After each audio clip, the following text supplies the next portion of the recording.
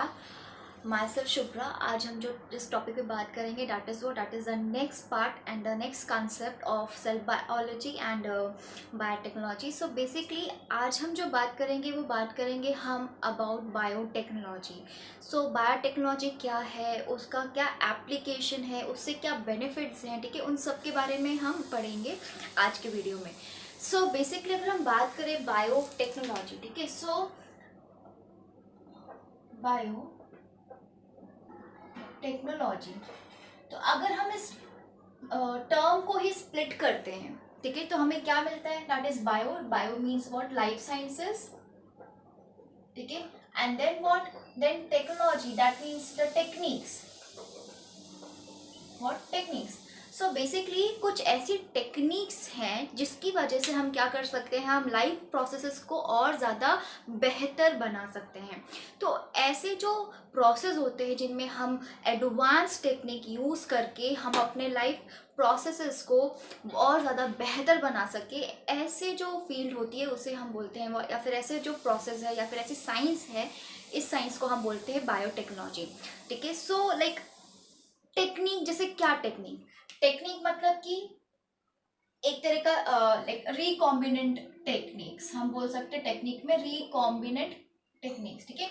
अब ये recombinant techniques क्या होती है, पढ़ेंगे इसके बारे में भी, ठीक है, डिटेल में पढ़ेंगे। सो बेसिकली एक्चुअली होता क्या है कि अगर हमें किसी भी एक स्पीसीज को, ठीक है, बेहतर बनाना है, ठीक है, या फिर हम कह सकते हैं कि हमें चाहिए कि एक पर्टिकुलर ऑर्गेनिज्म है या फिर पर्टिकुलर स्पीसीज है, उसे हमें लाइक हमें उसके अंदर अपना डिजायर्ड कैरेक्टरिस्टिक्स इनकॉर्पोरेट करना है, ठीक है, मतलब डालना है। हमें चाहिए कि एक पर्टिकुलर प्लांट है, उस पर्टिकुलर प्लांट में हमें अपने हिसाब से डिजायरेबल कैरेक्टरिस्टिक्स चाहिए, ठीक है।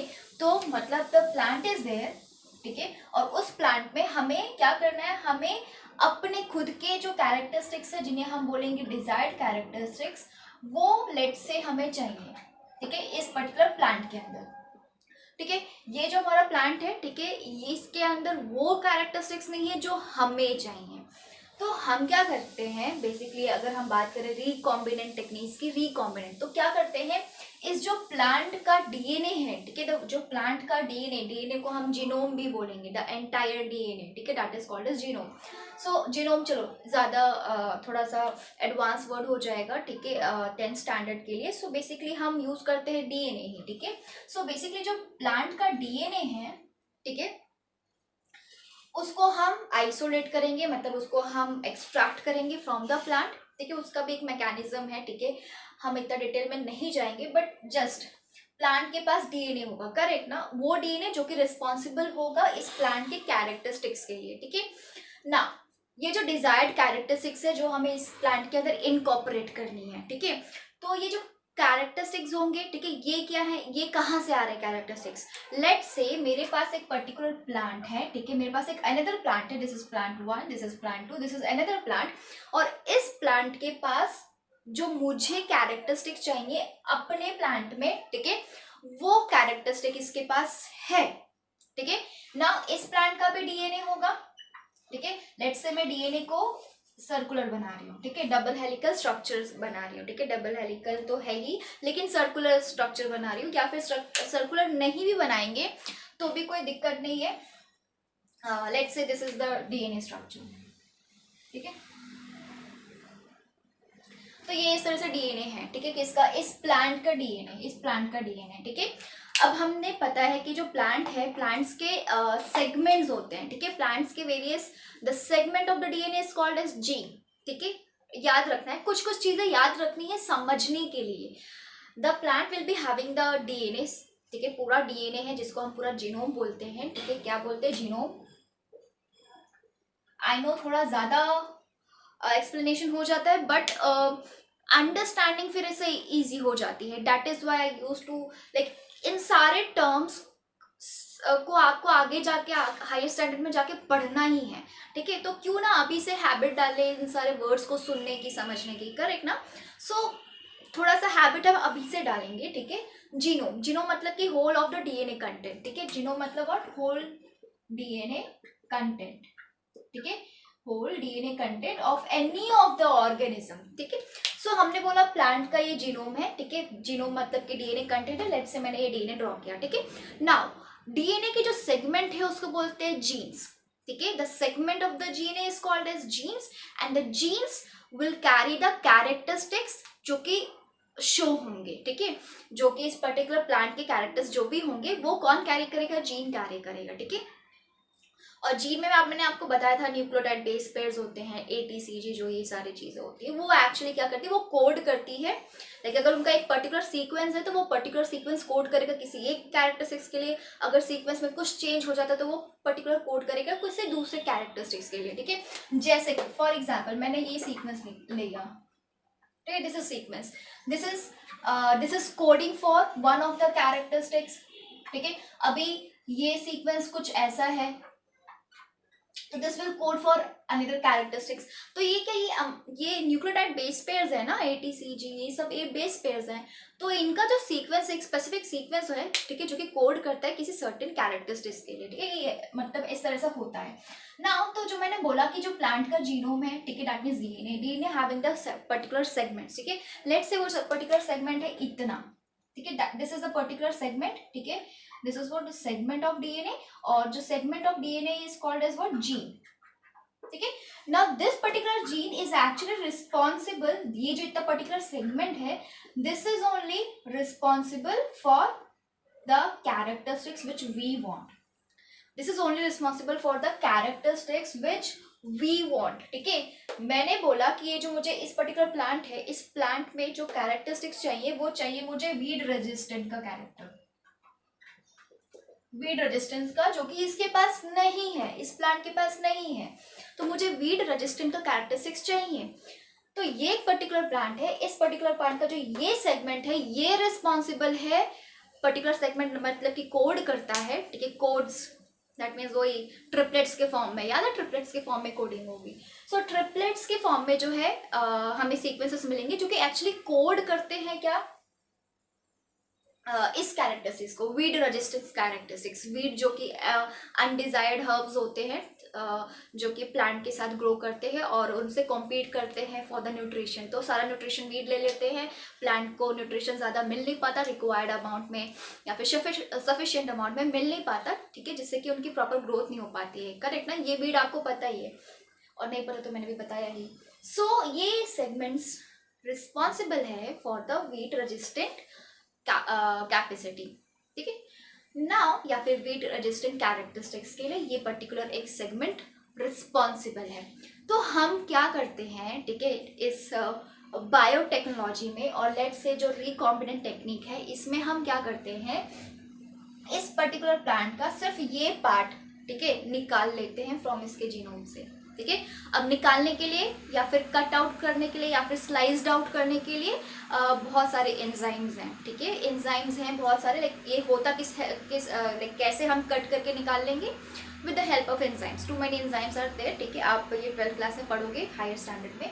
सो लेट्स से इसको जो है इतना जो पर्टिकुलर सेगमेंट है वो हमने निकाल लिया, ठीक है। हमने क्या कर लिया, हमने क्लीव्ड कर लिया, क्लीव्ड मतलब कि क्लीवेज, ठीक है, दैट मीन्स हमने उसको कट करके निकाल लिया, ठीक है। क्लीव्ड कर लिया मतलब कट कर लिया, तो कट कर लिया तो हमारे पास इतना सेगमेंट नाउ वी हैव, ठीक है। और लेट्स से मैं इसको इससे बनाती हूँ, ठीक है, ये जो है सेगमेंट अब मेरे पास है। Now this particular segment is actually, ठीक है, या फिर मैं इसको ऐसे सेगमेंट करूँ या फिर लाइक इस तरह से करूँ, one and the same thing, ठीक है। जो इतना पर्टिकुलर सेगमेंट है this is responsible for what, weed resistant, ठीक है। नाउ ये जो पर्टिकुलर डीएनए है, ठीक है, अब ये जो डीएनए है, लेट्स से मैं इसको भी डीएनए जो है अच्छे से, ठीक है, अब ये जो डीएनए है, ठीक है, इसमें मैं क्या करूंगी, ये जो अपना मेरा जो ये पर्टिकुलर सेगमेंट है उसको मैं इसमें इंसर्ट करूंगी, ठीक है। क्या करूंगी मैं, इसको इसमें इंसर्ट करूंगी, ठीक है। मैंने यहाँ से ये जो सेगमेंट है उसको क्लीव्ड कर लिया, कट कर लिया। अब यही जो सेगमेंट है मैं इस प्लांट के डीएनए के साथ इंसर्ट करूंगी, ठीक है। अब जब इंसर्ट करूंगी तो मुझे रिजल्टेंट क्या मिलेगा, रिजल्टेंट मुझे कुछ इस तरह से मिलेगा, सी,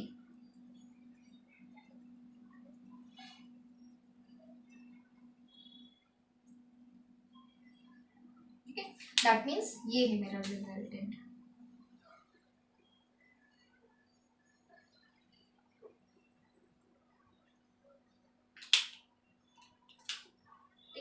नाउ अब ये जो मेरा डीएनए है, ठीक है, ये वाला जो प्लांट है इसके कैरेक्टरिस्टिक्स होंगे ही होंगे। इसके साथ साथ क्या होगा, ये जो मेरा वीड, यहाँ पे मैंने बोला था ना वीड रेजिस्टेंट मुझे कैरेक्टरिस्टिक चाहिए, जो वीड रेजिस्टेंट वाला जो कैरेक्टरिस्टिक्स है वो भी इसमें आया।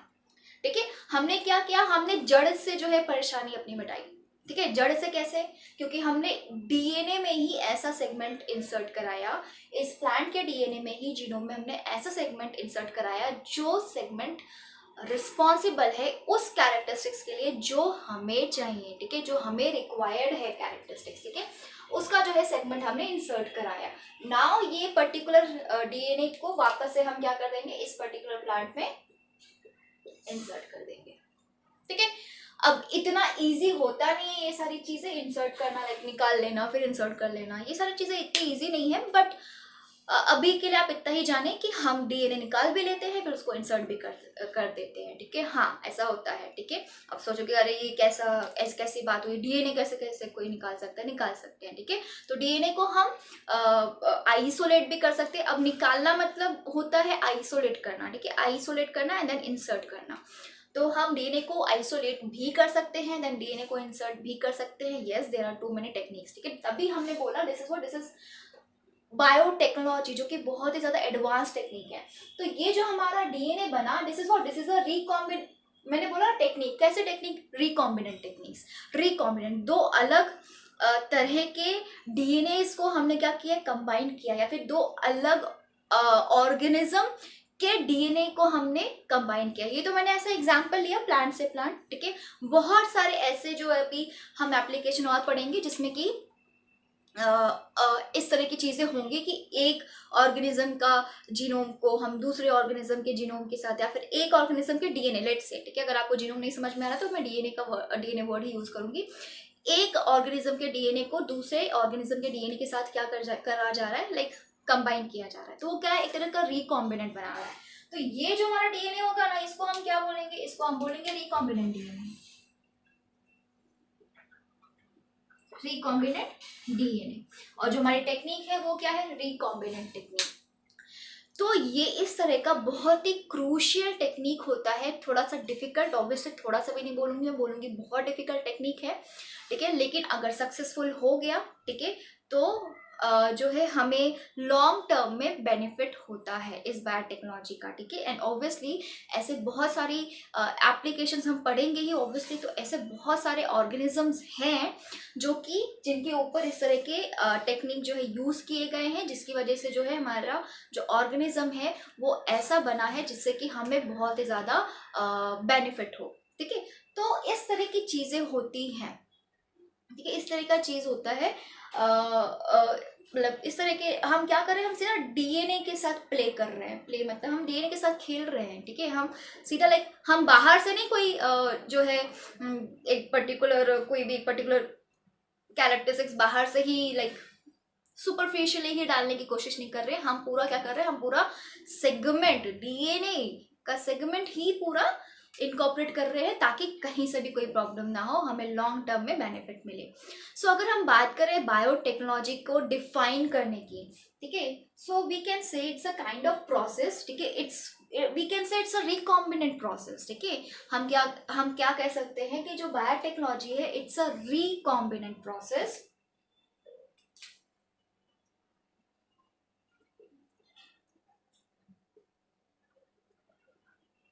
Is a recombinant process in which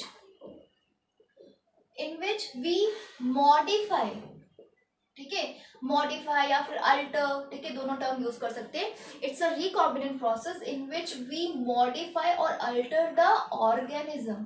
ठीक है, और ये जो ऑर्गेनिज्म है, ठीक है, ये कुछ भी हो सकता है, that could be like, okay, मैं अगर अच्छे से लिख रही तो अच्छे से लिख देती हूँ। ठीक है, we in which we alter या फिर मॉडिफाई द ऑर्गेनिज्म। ठीक है, and organism could be plant भी हो सकता है, ठीक है, एनिमल भी हो सकता है, ठीक है, एंड माइक्रो ऑर्गेनिज्म भी हो सकता है, फंगस भी हो सकता है, वायरस भी हो सकता है। ठीक है, तो फंगस, वायरस, ठीक है। तो ये सारी चीजें हो सकती है जिनको हम मॉडिफाई कर सकते हैं, ठीक है। हमने तो यहाँ पे प्लांट के जीनोम को मॉडिफाई किया, करेक्ट ना। तो हम उसी तरह से एनिमल के जीनोम को भी मॉडिफाई कर सकते हैं, किसी माइक्रो ऑर्गेनिज्म जो बैक्टीरिया होते हैं प्रोकैरियोट्स उनके भी जीनोम को मॉडिफाई कर सकते हैं, फंगस एंड वायरस के जीनोम को, दैट मीन्स डीएनए को या फिर आरएनए को, क्योंकि वायरस के पास जनरली आरएनए होता है, ठीक है। तो उसको भी हम क्या कर सकते हैं, मॉडिफाई कर सकते हैं, ठीक है, by this recombinant process. So biotechnology is a recombinant process in which we modify या फिर अल्टर या फिर change the organism, and organism could be plant, animal, micro organism, fungus या फिर वायरस, ठीक है। So we modify alter the organism for, ठीक है, फॉर प्रोड्यूसिंग द प्रोडक्ट्स, ठीक है, या फिर फॉर ऑब्टेनिंग द प्रोडक्ट्स, ठीक है, फॉर या फिर हम लिख सकते हैं for obtaining the products, for obtaining the products, ठीक है, which are useful to mankind, ठीक है। तो हम जैसे कि मैंने ये एग्जाम्पल लिया, ठीक है, ये पूरा एक मिनट, ठीक है, एंड देन तो दिस इज द एक्सप्लेनेशन, और ये क्या, ये हमारा पूरा प्रॉपर डेफिनेशन है, ठीक है। तो डेफिनेशन को हम देखते हैं थोड़ा सा। मैंने लिखा it is a recombinant process. Recombinant क्यों, क्योंकि हम दो तरह की कैरेक्टरिस्टिक्स को कंबाइन कर रहे हैं, या फिर कह लें दो ऑर्गेनिज्म के जीनोम को कंबाइन कर रहे हैं। जीनोम मेरे मुंह से बार बार आ रहा है, ठीक है, बट स्टिल दो ऑर्गेनिज्म के डीएनए को कंबाइन कर रहे हैं, ठीक है। It's a recombinant process in which हम क्या करते हैं, ऑर्गेनिज्म को मॉडिफाई कर रहे हैं। लेट्स से ये मेरा ऑर्गेनिज्म था, दैट इज अ प्लांट 1, ठीक है, जिसमें मुझे कुछ इस तरह के कैरेक्टरिस्टिक्स चाहिए थे, that means weed resistant characteristics मुझे चाहिए था, ठीक है। तो मैंने इसको मॉडिफाई किया, ठीक है, मॉडिफाई किया, जो कि इसके पास पहले कैरेक्टरिस्टिक्स नहीं था ये वाला, लेकिन मैंने मॉडिफाई किया, ठीक है, फॉर ऑब्टेनिंग द प्रोडक्ट। अब ये क्या करेगा, ये जो है, अब ये जो डीएनए है ना, याद है डीएनए अंडरगोज व्हाट वी से सेंट्रल डोग्मा, मैंने ही बताया था, ठीक है। डीएनए जो है रेप्लिकेट करता है, डीएनए से डीएनए बनाता है, डीएनए से क्या बनाएगा, डीएनए से एमआरएनए बनाएगा, एमआरएनए से क्या बनाएगा, प्रोटीन बनाएगा, करेक्ट, याद है। तो मतलब कि ये क्या करेगा, ये जो पर्टिकुलर प्लांट है, प्लांट के डीएनए में हमने अपना डिजायर्ड जीन इंसर्ट कराया है। अब ये जो प्लांट का डीएनए है, ठीक है, जिसका पार्ट हमारा डिजायर्ड जीन भी है, वो क्या करेगा, रेप्लिकेट करेगा, एमआरएनए बनाएगा, देन एमआरएनए से प्रोटीन बनाएगा, ठीक है। तो दैट मीन्स ये क्या करेगा, ये वीड रेजिस्टेंस कैपेसिटी प्रोवाइड कराएगा, बिकॉज ये इतना पर्टिकुलर जो सेगमेंट है वो रिस्पॉन्सिबल है किसके लिए, वो रिस्पॉन्सिबल है फॉर वीड रेजिस्टेंट कैपेसिटी के लिए। तो हमें हमारा जो प्रोडक्ट है वो मिल रहा है ना, that is a weed resistant capability या फिर कैपेसिटी या फिर कैरेक्टरिस्टिक, वीड रेजिस्टेंट कैरेक्टरिस्टिक्स, वो हमें हमारे प्लांट में मिल रहा है, ठीक है। सो दैट इज वाई हम क्या कर रहे हैं, रिकॉम्बिनेंट प्रोसेस से हम अल्टर कर रहे हैं या फिर मॉडिफाई कर रहे हैं अपने ऑर्गेनिज्म को, सो दैट हम ऐसे प्रोडक्ट्स हमें मिले जो कि मैनकाइंड के लिए या फिर ह्यूमन वेलफेयर के लिए, ह्यूमन के वेलफेयर के हित में हो, ठीक है। सो ये जो प्लांट है, ठीक है, जो कि वीड रेजिस्टेंट है अब, ठीक है, तो ये तो एक तरह का बेनिफिट है ना ह्यूमन के लिए। सो ये मैनकाइंड के लिए अच्छा है, ठीक है, उनके वेलफेयर के लिए अच्छा है। तो इस तरह से बायोटेक्नोलॉजी का यूज़ होता है, ठीक है। अगर मैं आपको एक और एग्जाम्पल देना चाहती हूँ, ठीक है, ऑफ द इंसुलिन का, ठीक है, इंसुलिन। तो आपने इंसुलिन के बारे में सुना तो बहुत होगा, okay, let me just rub this. So as we know insulin, ठीक है, इंसुलिन किस चीज़ के लिए रिस्पॉन्सिबल है, इंसुलिन डायबिटीज़ को कंट्रोल करता है, ठीक है। तो वो ब्लड शुगर लेवल को कंट्रोल करता है, कौन, इंसुलिन, ठीक है, मैं यहीं पे लिख रही हूँ, ठीक है। सो इंसुलिन, ठीक है, ह्यूमन इंसुलिन स्पेसिफाई हम करेंगे बिल्कुल, ठीक है, human insulin it's control blood sugar level, control blood sugar level, ठीक है, या फिर हम बोल सकते हैं कि कंट्रोल करता है डायबिटीज को, जो इंसुलिन है वो कंट्रोल क्या करता है, डायबिटीज को कंट्रोल करता है, ठीक है। नाउ ये जो इंसुलिन है, this is a kind of, it's a hormone, ठीक है, एंड इट्स अ प्रोटीन, ठीक है, हार्मोन है लेकिन क्या है, इट्स अ प्रोटीन।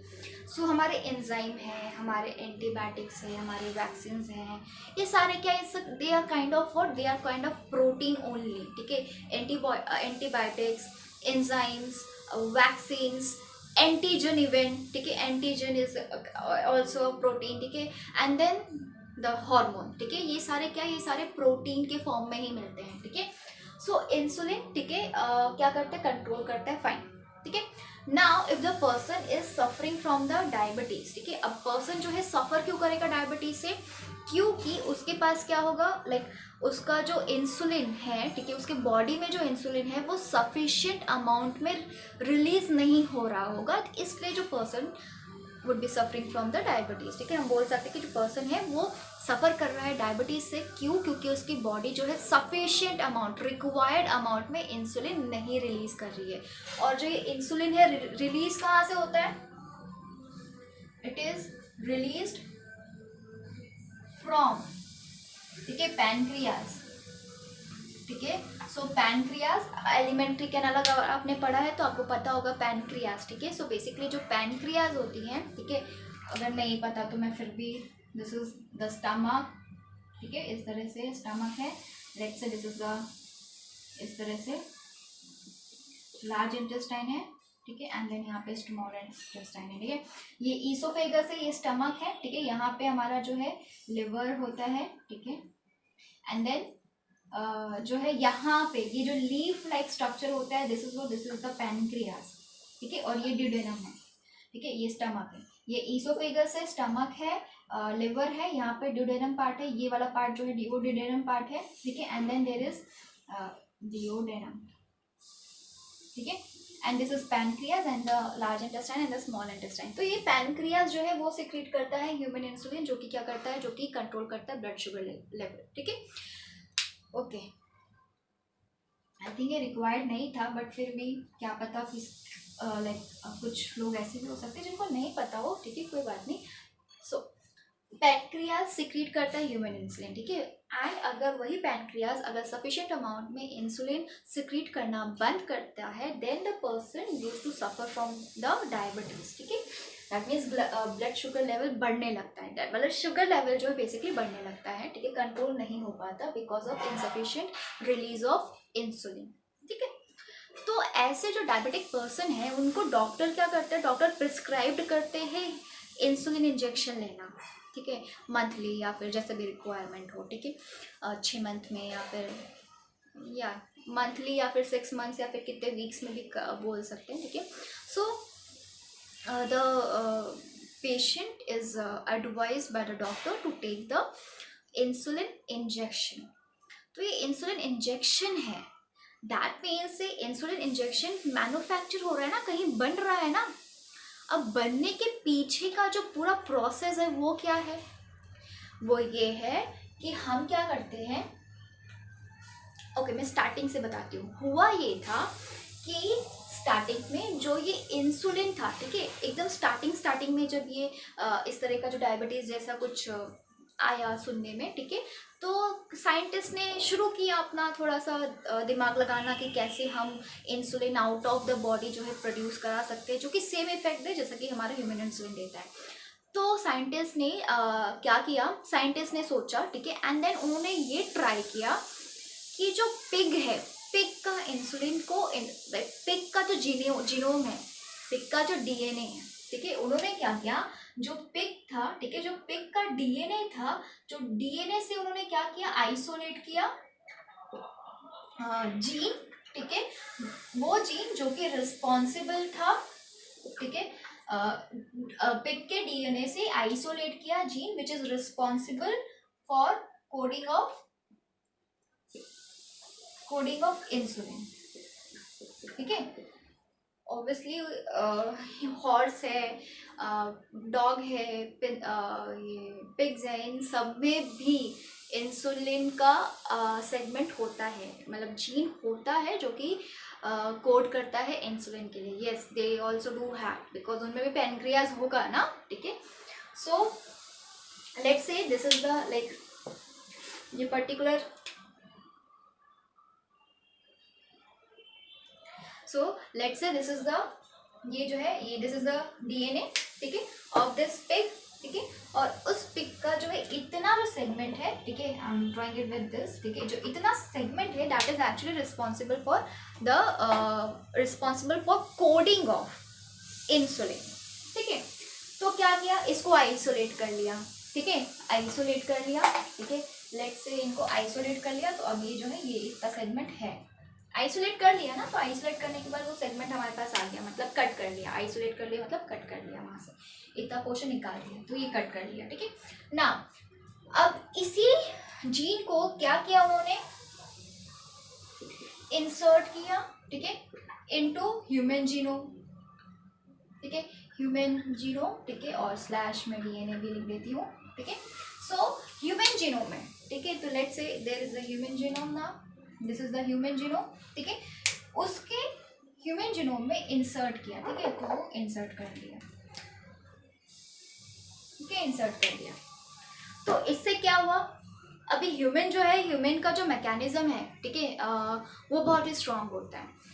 और लेट्स से जो ह्यूमन का इम्यून सिस्टम का जो मैकेनिज्म है वो बहुत स्ट्रांग होता है। तो ये जो इंसुलिन का सेगमेंट आया, ठीक है, साइंटिस्ट ने क्या सोचा कि वो सेगमेंट रिस्पॉन्सिबल है इंसुलिन प्रोडक्शन के लिए, ठीक है, दैट मीन इंसुलिन जो है वो प्रोड्यूस होगा, ठीक है, और हाँ प्रोड्यूस होगा बेसिकली लार्ज अमाउंट में। कैसे लार्ज अमाउंट में, वो भी मैं थोड़ी देर में बताती हूँ। सो बेसिकली उन्होंने क्या किया, उन्होंने पिग का इंसुलिन मतलब कोडिंग सेगमेंट लिया, पिग के डीएनए से वो एक सेगमेंट लिया जो कि इंसुलिन के लिए कोड करता था, और उसको इनकॉर्पोरेट किया किसमें, उसको इनकॉर्पोरेट किया ह्यूमन डीएनए में। तो इससे दिक्कत ये हुई क्योंकि जो ह्यूमन का इम्यून सिस्टम बहुत ही स्ट्रांग होता है, तो जो ह्यूमन का जो इम्यून सिस्टम है उसने इस सेगमेंट को, ठीक है, जो कि पिग से आ रहा है, पिग जो कि एक तरह का अनरिलेटेड एनिमल है, ठीक है, बिल्कुल भी रिलेट नहीं करता है ह्यूमन से, इसको एज अ फॉरेन बॉडी समझा और इसके रिस्पॉन्स में एंटीजन प्रोड्यूस करने लगा, ठीक है, सॉरी, इसको एंटीजन समझ के इसके रिस्पॉन्स में, लाइक एंटीजन मतलब कि इसको फॉरेन बॉडी समझ के इसके रिस्पॉन्स में एंटीबॉडीज प्रोड्यूस करने लगा। क्या करने लगा, एंटीबॉडीज। एंटीबॉडीज जो होते हैं वो फाइटिंग बॉडीज होते हैं। हमारे जो इम्यून सिस्टम है, इम्यून सिस्टम में एंटीबॉडीज अगेन वो मॉलिक्यूल्स ही हैं, सॉरी प्रोटीन्स ही है, एंटीजन प्रोटीन है, एंटीबॉडीज प्रोटीन है, एंटीबैटिक्स प्रोटीन्स है, ठीक है, प्रोटीन्स है बेसिकली, ठीक है। प्रोटीन्स हम क्यों बोलते हैं, क्योंकि ये डीएनए है वो रेप्लिकेट करता है, एमआरएनए बनाता है, देन प्रोटीन बनाता है। तो प्रोटीन मतलब क्या बनाया, प्रोटीन मतलब कि वो सारे कैरेक्टरिस्टिक्स बनाए, ठीक है, जो कि हर एक जो सेगमेंट है, हर एक सीक्वेंस जो है कोड कर रहा है जिनके लिए, ठीक है।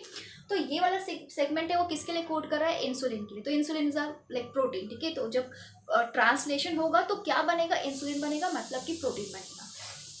सो ये जो है, ठीक है, ये जो हमारे बॉडी के, ह्यूमन की बॉडी के इम्यून सिस्टम ने इस फॉरेन डीएनए को क्या समझा, एज अ फॉरेन डीएनए, इस जीन को क्या समझा, एज अ फॉरेन डीएनए, और इसके रिस्पॉन्स में क्या बनाए, फाइटिंग मॉलिक्यूल्स। और वो फाइटिंग मॉलिक्यूल्स क्या है, एंटीबॉडीज, जो कि बाहर से आए हुए किसी भी फॉरेन पार्टिकल को अपने अंदर, अपने ह्यूमन बॉडी के अंदर उनसे लड़ते हैं, ठीक है, उनको वापस आउट ऑफ द बॉडी भेजते हैं, और उनके रिस्पॉन्स में आउट ऑफ द बॉडी भेजने के लिए उसके रिस्पॉन्स में कुछ एलर्जी भी क्रिएट करते हैं, या फिर कुछ भी लाइक कभी कभी एलर्जीज होती है, कभी एलर्जीज नहीं होती, कभी कभी कुछ चेंजेस भी क्रिएट होते हैं। अगर हमारी बॉडी किसी भी एक फॉरेन पार्टिकल से लड़ रही होती है, मतलब हमारी बॉडी का जो इम्यून सिस्टम है, हमारी बॉडी का जो लड़ने की जो लाइक डिजीजेस से जो लड़ने की जो क्षमता है, जो कि इम्यून सिस्टम है, अगर फॉरेन बॉडी से लड़ रही होती है, फॉरेन बॉडी मतलब कि कोई भी अगर डिजीज अटैक कर रहा है, कोई भी बैक्टीरिया अटैक करे, तो वो बैक्टीरिया हमारी बॉडी के लिए क्या है, फॉरेन बॉडी।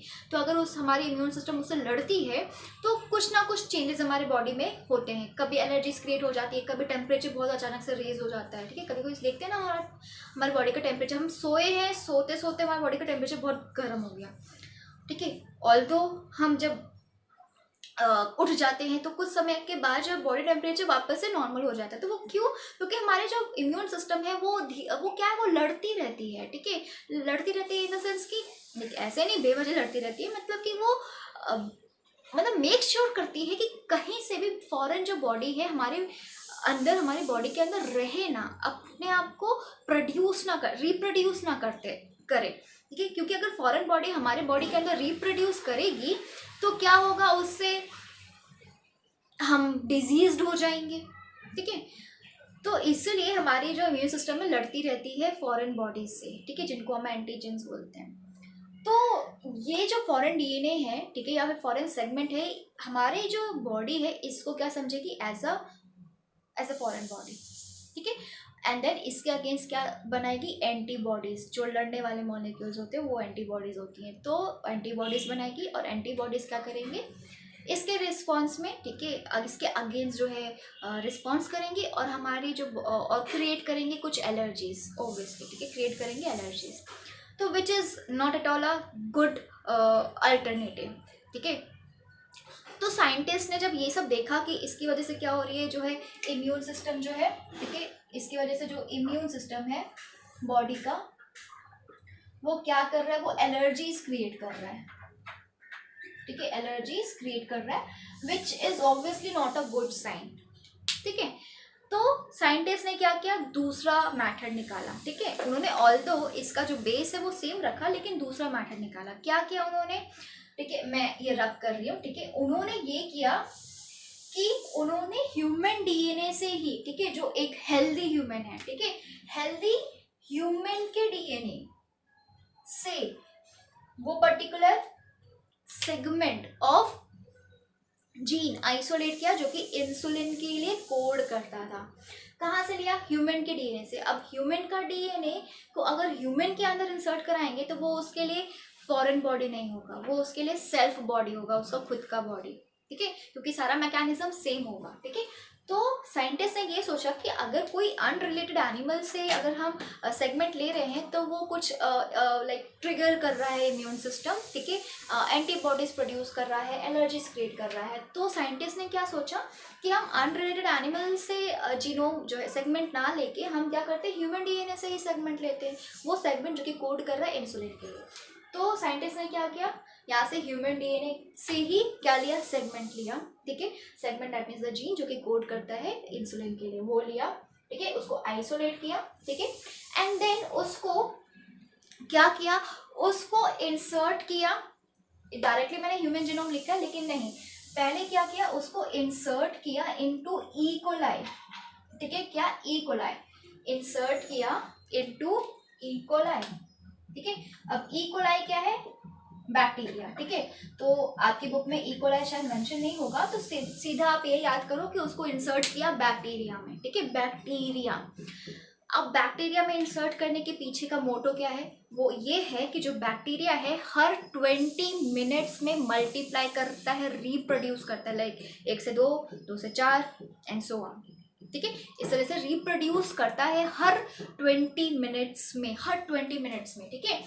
तो रिप्रोड्यूस करना मतलब वो सेल डिवीजन परफॉर्म कर रहा है, करेक्ट ना। तो मतलब कि अगर हमने इस जीन को ई कोलाई, ठीक है, ई कोलाई के डीएनए के साथ, अभी ई कोलाई के पास भी जेनेटिक मटेरियल होगा, ठीक है, तो मैं बनाती हूँ जो कि ई कोलाई का डीएनए बना रही हूँ मैं, ठीक है। तो ई कोलाई का डीएनए ऐसा होता है, सर्कुलर होता है, ठीक है। मैं इसको स्ट्रेट बनाऊंगी नहीं, लीनियर नहीं बनाऊंगी, क्योंकि ई कोलाई या फिर जो प्रोकैरियोट्स होते हैं उनका जो डीएनए होता है वो सर्कुलर ही होता है। तो ये मैंने सर्कुलर बनाया, जो कि ऑल तो सर्कुलर नहीं लग रहा, बट ठीक है, मैं कोशिश करती हूँ, ठीक है, बट कोशिश मेरी सफल नहीं हो रही है मुझे लग रहा है, ठीक है, बट रहने देते हैं, ठीक है। सो हाँ, जो ये जीन था, ठीक है, जो कि यहाँ से ह्यूमन डीएनए से आइसोलेट किया था, उसको इंसर्ट कर दिया, किसके साथ, ये बैक्टीरिया के डीएनए के साथ। This is the DNA of bacteria. तो बैक्टीरिया के डीएनए के साथ इंसर्ट कर दिया। अब क्या कर रहा है, ये जो पर्टिकुलर बैक्टीरिया है, ठीक है, वो मल्टीप्लाई कर रहा है 20 मिनट्स। तो ऑब्वियसली अगर ये जो है एवरी 20 मिनट्स मल्टीप्लाई करेगा, तो मल्टीप्लिकेशन में आपको पता है कि जो जेनेटिक मटेरियल है वो डॉटर सेल्स में ट्रांसफर होते हैं, ठीक है। अब लाइक एक ई कोलाई है, एक ई कोलाई ने रिप्रोड्यूस करके 2 ई कोलाई बनाए, अब 2 ई कोलाई ने क्या किया, 4 बनाया, ठीक है। ये मतलब ये 20 मिनट्स, आफ्टर 20 मिनट्स, ठीक है, फिर आफ्टर 20 मिनट्स, फिर आफ्टर 20 मिनट्स, फिर आफ्टर 20 मिनट्स एंड देन फिर आफ्टर 20 मिनट्स, ठीक है, अगेन आफ्टर 20 मिनट्स ये फिर 2 बना लेगा, फिर अगेन आफ्टर 20 मिनट्स ये, समझ रहे हो मैं क्या बोलना चाह रही हूँ। तो आफ्टर 20 मिनट्स, आफ्टर 20 मिनट्स हमें बहुत मल्टीपल्स में इकोलाइज मिल रहे हैं, मल्टीपल्स में हमें बैक्टीरिया मिल रही है, इकोलाई छोड़ो बैक्टीरिया मिल रही है, ठीक है, मल्टीपल्स में। तो सोचो अगर इसके पास अगर जेनेटिक मटेरियल है, ठीक है, which is this genetic material, जिसके पास हमारा डिजायर्ड जीन भी है, ये क्या है, ये हमारा डिजायर्ड जीन है, this is our desired gene, that means the gene which is coding for the insulin, ठीक है। इकोलाई के अंदर हमने क्या किया, इंसर्ट कराया, अब क्या करेगा इकोलाई, जैसे जैसे मल्टीप्लाई करेगा वैसे वैसे हमारा जो जेनेटिक मटेरियल है वो 2 डॉटर सेल्स में डिस्ट्रीब्यूट होगा, देन 4 डॉटर सेल में डिस्ट्रीब्यूट होगा, then further and then further distribute होता चला जाएगा। तो जितने ज़्यादा हमारे इकोलाइज मिलेंगे, E coli daughter cells, okay, E coli E coli मेरे दिमाग में बार बार आ रहा है, लेट्स से बैक्टीरियल, बैक्टीरियल जितने ज़्यादा हमारे पास बैक्टीरियल सेल्स मिलेंगे, मतलब हर एक बैक्टीरियल सेल के पास क्या होगा, डीएनए कंटेंट होगा, ठीक है, और उस डीएनए कंटेंट में क्या होगा, उस डीएनए कंटेंट में हमारा डिजायर्ड जीन भी होगा, ठीक है, वो जीन जो कि क्या है, जो कि रिस्पॉन्सिबल है इंसुलिन बनाने के लिए, करेक्ट। तो इस तरह से हमें क्या मिल रहा है, ये जितने भी इंसुलिन मिले हमारे पास इतने सारे इकोलाई बैक्टीरिया मिले। सो इस तरह से वी कैन से कि हमें मल्टीपल ऑर्गेनिज्म मिल रहे हैं और बैक्टीरिया मिल रहे हैं, और सारे बैक्टीरियाज में क्या है, सारे बैक्टीरियाज में उनका खुद का जेनेटिक मटेरियल है जिसमें हमारा डिजायर्ड जीन भी इनकॉर्पोरेट है। दैट मीन्स जब भी ये particular bacterias central dogma perform करेंगे, दैट मीन्स डीएनए से डीएनए, डीएनए से एमआरएनए, एमआरएनए से प्रोटीन बनाएंगे, तो वो हमारा इंसुलिन भी लार्ज क्वांटिटी में बनाएंगे, ठीक है, क्योंकि जितने ज़्यादा इकोलाई उतना ज़्यादा इंसुलिन, तो दैट इज आवर प्रोडक्ट ना, it's a recombinant process. Recombinant किया ना, यहाँ किया हमने रिकॉम्बिनेंट, जिसमें कि हम मॉडिफाई कर रहे हैं ऑर्गेनिज्म को, ठीक है, हम क्या कर रहे हैं, ये जो जो डीएनए है, ठीक है, जो कि रिकॉम्बिनेंट डीएनए, इसको हम क्या कर रहे हैं, इसको ऑर्गेनिज्म लाइक इकोलाई में डाल रहे हैं, करेक्ट ना। इकोलाई क्या कर रहा है, उसको इतने सारे जो है हमें हमारे डिजायर्ड प्रोडक्ट बना के दे रहा है, दैट मीन्स इंसुलिन। अब ये सारे जो इंसुलिन है, ठीक है, जो कि इकोलाई के डीएनए में बने, ठीक है, तो उन सारे इंसुलिन को हम क्या करेंगे, इन सारे इंसुलिन को हम वापस से, ठीक है, क्या करेंगे, इंसुलिन को आइसोलेट कर देंगे, ठीक है, because they are the insulin, they are the human insulin, ठीक है, will be having the same mechanism, same characteristics as of the human insulin है। सो उसको अगेन इन सारे डॉटर बैक्टीरियल सेल से इकोलाई आइसोलेट करेंगे, सॉरी इंसुलिन आइसोलेट करेंगे, ठीक है, मतलब वो जीन आइसोलेट करेंगे, ऑब्वियसली इंसुलिन मतलब एक जीन होगा ना जो कि रिस्पॉन्सिबल होगा इंसुलिन पे, तो उसको आइसोलेट करेंगे, देन आइसोलेट करने के बाद क्या करेंगे, इंसर्ट कर देंगे ह्यूमन जीनोम में, ठीक है, या फिर सीधा हम क्या बना रहे हैं, सीधा हम एक तो 2 चीज़ें हो सकती है, या तो हम इंसर्ट कर दें ह्यूमन जीनोम में, अगर ह्यूमन जीनोम में इंसर्ट किया तो जो ह्यूमन जीनोम में वो जो है लाइक बल्क में बनाएगा बैक्टीरिया, या फिर हम ऐसा कर सकते हैं कि जो भी इंसुलिन बना इसको हम क्या करें, इंसुलिन को ही आइसोलेट करें because it's a protein, and then वो प्रोटीन को हम पैकेजिंग करें, उसकी टेस्टिंग करें उसको, लाइक क्योंकि हमने बोला इंसुलिन इंजेक्शंस, तो वो कैसे मिलते हैं, वो ऐसे बॉटल छोटे छोटे वायल्स होते हैं, बॉटल्स जो छोटे छोटे बॉटल्स होते हैं उनको वायल्स बोलते हैं, VIALS। सो वायल्स में जो है उसको इंजेक्शन से कि वो हम इंजेक्ट करते हैं ह्यूमन बॉडी में, करेक्ट ना, इंसुलिन इंजेक्शंस, तो उसको हम इंसुलिन को आइसोलेट करेंगे, ठीक है, इंसुलिन लाइक वो एक प्रोटीन होगा, प्रोटीन का सस्पेंशन बनाएंगे, सस्पेंशन मतलब कि प्रोटीन को किसी लिक्विड वाले चीज़ के साथ मिक्स करेंगे, ठीक है, आप समझेंगे बाद में, बहुत डिटेल में है। सो लाइक उसका सस्पेंशन बनाएंगे, ठीक है, आप ऐसे जब देखते हो ना, अगर कोई भी पर्टिकुलर एक इंजेक्शन होता है तो आप देखते हो ना जो सिरिंज है उसमें से पानी जैसे भरता है, लिक्विड सा भरता है ना कुछ, तो liquid plus protein is there, ठीक है, तो लिक्विड समथिंग कुछ और भी है, लिक्विड जो लिक्विड है उसका भी कुछ एक पर्पस है, तो मान लो वो लिक्विड प्लस हमारा जो प्रोटीन है जो कि इंसुलिन है, that is making the suspension, ठीक है, लेट्स से सॉल्यूशन, ठीक है, कुछ भी बोल लो, सस्पेंशन बोल लो, सॉल्यूशन बोल लो। तो उसको हम क्या करते हैं, उसको हम इंसर्ट करते हैं ह्यूमन बॉडी में। तो हमारी ह्यूमन बॉडी क्या करती है, उसको सेल्फ समझ के ह्यूज अमाउंट में क्या बनाएंगे, ह्यूज अमाउंट में इंसुलिन बनाएंगे, ठीक है। तो क्या हो रहा है, हम इंसुलिन को आइसोलेट कर रहे हैं, इंसर्ट कर रहे हैं ह्यूमन जीनोम पे, तो जिससे कि, और हम रैपिडली ह्यूमन जीनोम में इंसर्ट कर सकते हैं, ठीक है, या फिर कह लो ह्यूमन में इंसर्ट कर रहे हैं, जीनोम का पार्ट नहीं बनाते हम, ह्यूमन में इंजेक्शंस बना रहे हैं, ठीक है। तो ह्यूमन में इंजेक्शंस बना रहे हैं, तो लेट्स से ह्यूमन इंसुलिन को आइसोलेट किया, ठीक है, उसकी पैकेजिंग की, मैं लिख दे रही हूँ उसमें पैकेजिंग की, ठीक है, पैकेजिंग करने के बाद उसको बेचा, ठीक है, कमर्शियल यूज के लिए,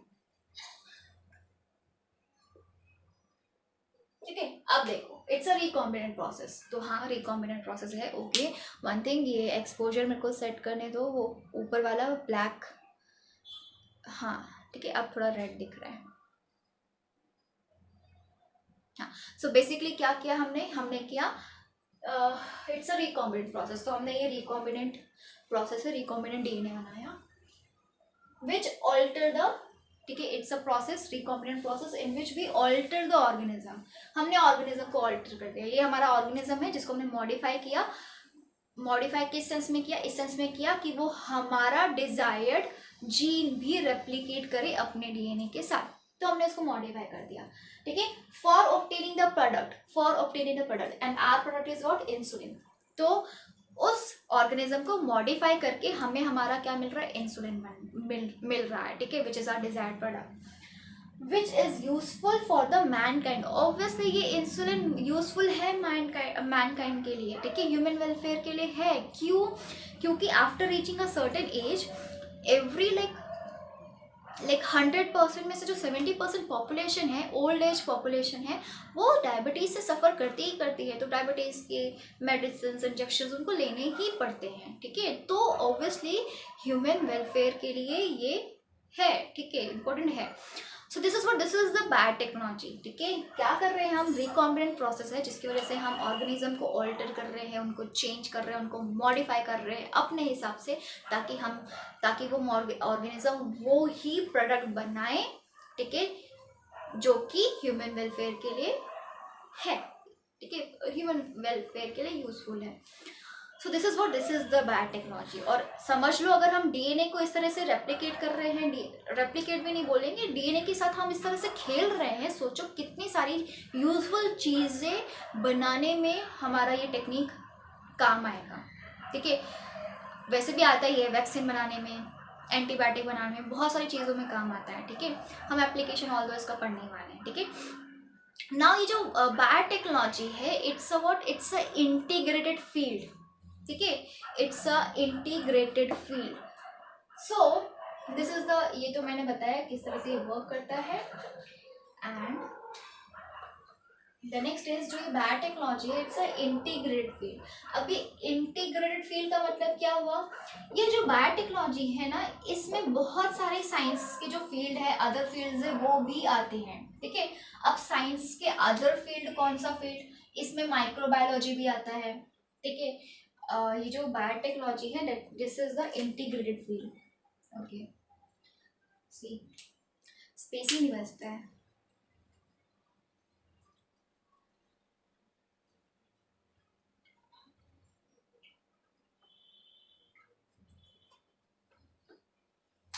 So biotechnology is an integrated field.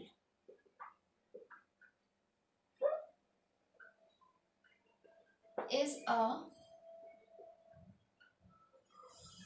integrated field, ठीक है। इस इंटीग्रेटेड फील्ड का मतलब क्या, इंटीग्रेटेड फील्ड का मतलब क्या, ये बहुत सारे फील्ड्स को मिला के बायोटेक्नोलॉजी जो है, बायोटेक्नोलॉजी के जो प्रोसेस है, उसका जो रिकॉम्बिनेंट प्रोसेस है, वो सक्सेसफुल होता है by combining many of the field of the science, ठीक है। वो फील्ड कौन सी है, माइक्रोबायोलॉजी है, ठीक है, ठीक है, इंडस्ट्रियल बायोलॉजी है, ठीक है, इंडस्ट्रियल को चलो अभी नहीं लेते हैं, सेल बायोलॉजी है, कि इंडस्ट्रियल को समझना मुश्किल हो जाएगा। सेल बायोलॉजी, ठीक है। माइक्रोबायोलॉजी मतलब कि दैट मीन्स जो माइक्रो ऑर्गेनिज्म के साथ हम जो भी मॉडिफिकेशन कर रहे हैं। सेल बायोलॉजी मतलब कि जो हम सेल्स टिश्यूज उसके साथ कुछ मॉडिफिकेशन कर रहे हैं, ठीक है। सेल बायोलॉजी है, माइक्रोबायोलॉजी है, and there are many more. Genetic biochemistry है, and genetic engineering is also there, ठीक है। तो ये क्या है, ये सारे अलग अलग फील्ड है साइंसेस के, ठीक है। Microbiology is a separate field, ठीक है, and then biochemistry is a separate field, ठीक है, and then cytology is also there, जिसको ऑब्वियसली हम सेल बायोलॉजी ही बोलते हैं, ठीक है, and then molecular biology is also separate field, molecular biology, ठीक है। अब देखो माइक्रोबायोलॉजी जिसमें हम माइक्रो ऑर्गेनिज्म के साथ जो भी मॉडिफिकेशन करते हैं।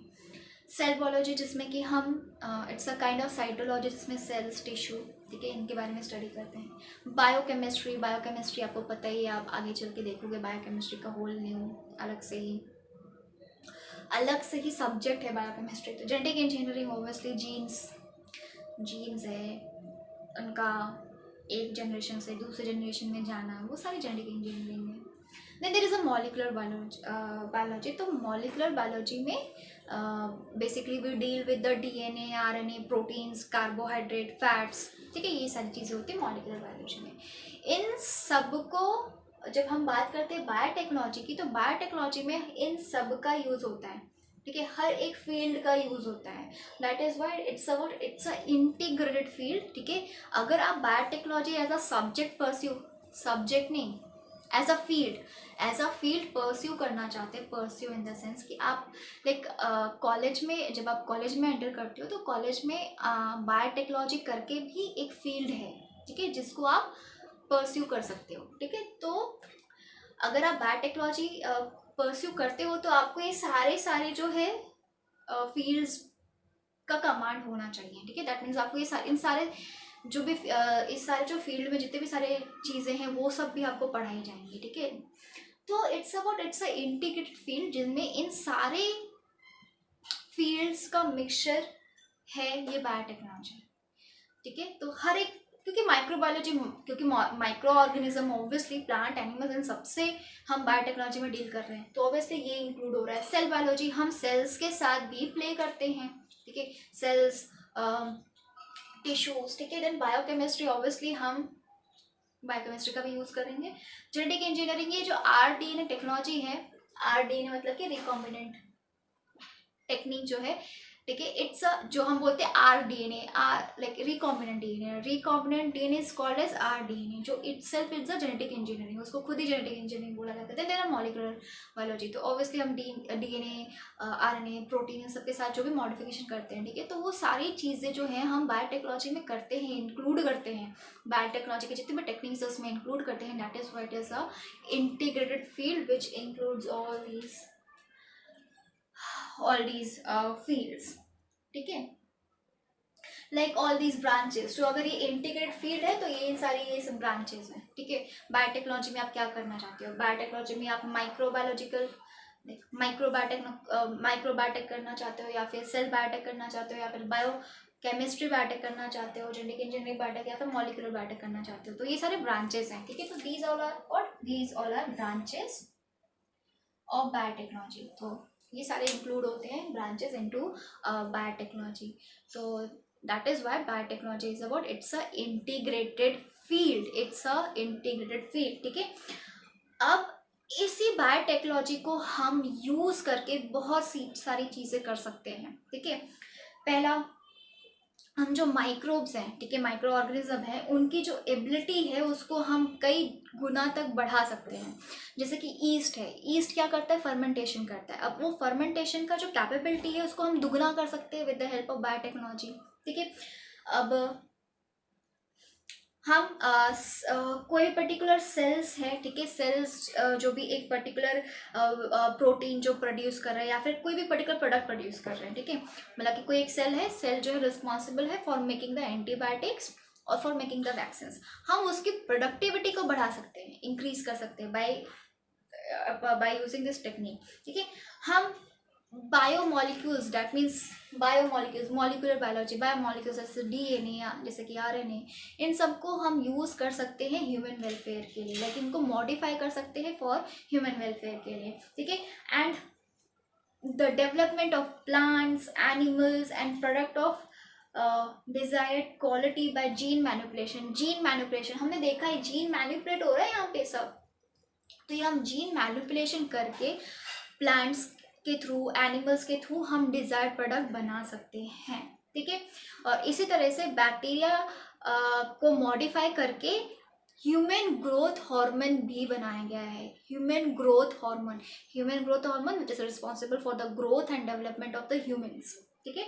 तो ऐसा हार्मोन जो है जेनेटिकली मॉडिफाइड बैक्टीरिया में बनाया गया है, ठीक है। मतलब बैक्टीरिया की हेल्प लेके, ठीक है, उसको मॉडिफाई करके ऐसा हार्मोन बंच में, लाइक बल्क में प्रोड्यूस किया गया है, ठीक है। अब जेनेटिकली मॉडिफाइड ऑर्गेनिज्म मतलब क्या होता है ये भी समझ लो, ठीक है। साथ ही साथ जेनेटिकली मॉडिफाइड ऑर्गेनिज्म, ठीक है। तो जेनेटिकली मॉडिफाइड ऑर्गेनिज्म जैसे कि मैंने इसी वाले में बताया था, इस वाले एप्लीकेशन में बताया था, इंसुलिन वाले में, कि ई कोलाई है, ठीक है। E coli is the bacteria, ठीक है।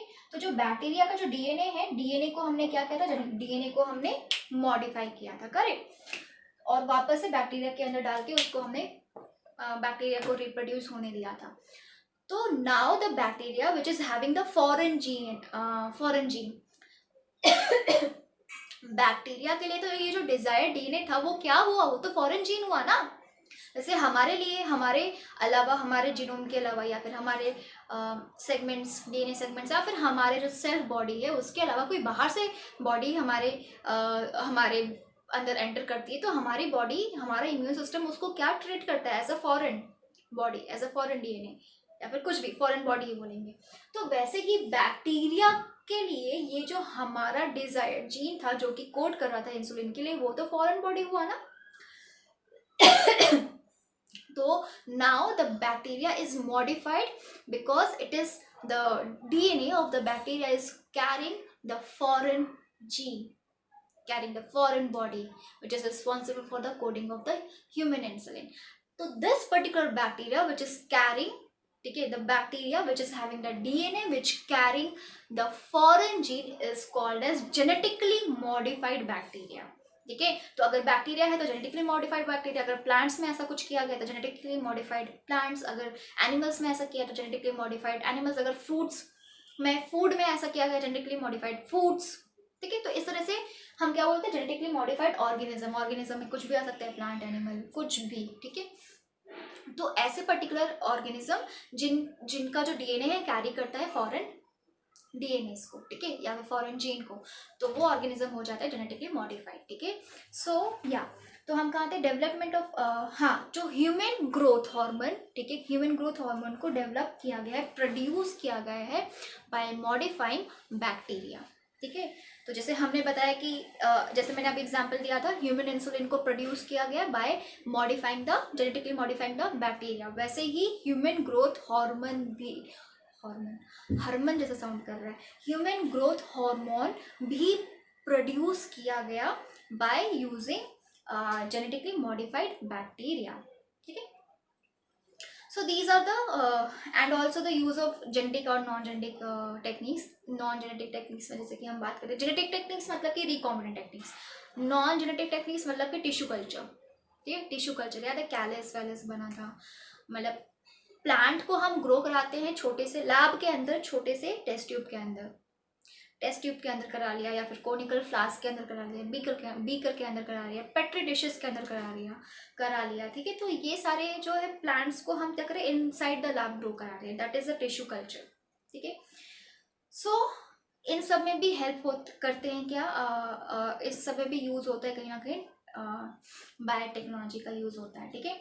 बायोटेक्नोलॉजी से बेनिफिट्स क्या हैं, बेनिफिट्स ये है कि जो है इंक्रीज हो सकती है ईल्ड हम इंक्रीज कर सकते हैं, किसी भी एक पर्टिकुलर क्रॉप की ईल्ड हम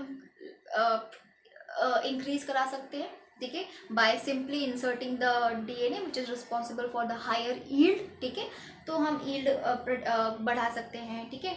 हम बेसिकली जो भी डिजीज हम ऐसे जीन को इनकॉर्पोरेट करा सकते हैं इनटू द क्रॉप जो कि डिजीज रेजिस्टेंट हो, जिससे कि ऑब्वियसली क्या होगा, हम डिजीज रेजिस्टेंट वेराइटी प्रोड्यूस करने में सफल होंगे, ठीक है, ऑब्वियसली। देन हम लाइक हाँ, जो हम इस तरह से भी जो है जीन जो है इनकॉर्पोरेट करा सकते हैं फ्रूट में, जिससे कि जो फ्रूट हो वो जल्दी राइपन ना हो, ठीक है, मतलब पकने के बाद वो जल्दी सड़ ना जाए, ठीक है, वो रोटन होने की स्टेज में ना बढ़ जाए, ठीक है, तो मतलब कि वो पके, ठीक है, पक के वो कुछ देर तक वैसा ही सस्टेन रहे, ठीक है। जैसे कि टमाटर है, जो टमाटर बहुत ही रेडिश होते हैं, जिनका जो लाइक बहुत ही टफ से होते हैं, टफ इन द सेंस कि लाइक समझ रहे हो, मतलब उसको ऐसे दबाने पे वो पिचकते नहीं हैं, ठीक है, वो प्रेस नहीं होते हैं, ठीक है। तो जो बहुत ही ज़्यादा फ्रेश और एकदम रेडिश और एकदम से इंटैक्ट हार्ट जो टोमेटोज होते हैं वो फ्रेश से लगते हैं, और जरा सा भी जो टोमेटो है थोड़ा सा दबाने पे वो गल जाए, ये हो जाए, तो कैसा लगता है कि अरे ये तो पुराना टमाटर है, ये अच्छा नहीं है। बेसिकली जो कस्टमर है वो रिफ्यूज़ कर देते हैं ऐसा टमाटर लेने से, ठीक है, in comparison to that intact टमाटर, करेक्ट ना। सो इस तरह से हम क्या कर सकते हैं, हम थोड़ा सा जो उसकी जो राइपनिंग का प्रोसेस है उसको स्लो कर सकते हैं, ठीक है, बायोटेक्नोलॉजी के यूज से। तो वो भी एक तरह का बेनिफिट है, ठीक है, हमें ईल्ड पर एनम ज़्यादा मिलेगी। देन स्ट्रेस रेजिस्टेंस वैरायटी हम प्रोड्यूस करा सकते हैं bye incorporating the use of biotechnology, ठीक है। जैसे कि वाटर स्ट्रेस, हम कोई भी ऐसा पर्टिकुलर जीन इंसर्ट करेंगे प्लांट में, प्लांट के डीएनए में, जो कि स्ट्रेस रेजिस्टेंट हो, ठीक है, या फिर कह लो वाटर स्ट्रेस रेजिस्टेंस हो, टेम्परेचर रेजिस्टेंट हो, ठीक है, फर्टिलिटी ऑफ सॉइल का कोई इस पर फर्क ना पड़े, ठीक है। सो बहुत सारी चीज़ें ऐसे हैं, जैसे मैंने बताया वीड रेजिस्टेंट।